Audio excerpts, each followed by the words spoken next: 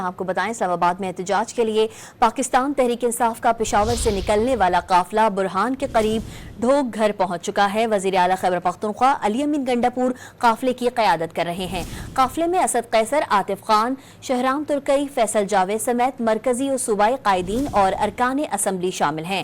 Police کی بھاری نفری موقع پر موجود ہے اور قافلے کو پنجاب کی حدود میں داخل ہونے سے روک دیا گیا ہے۔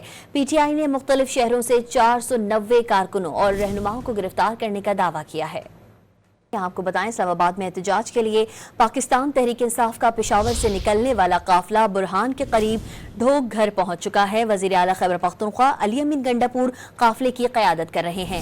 قافلے میں اسد قیصر، عاطف خان، شہرام ترکی، فیصل جاوید سمیت مرکزی و صوبائی قائدین اور ارکان اسمبلی شامل ہیں۔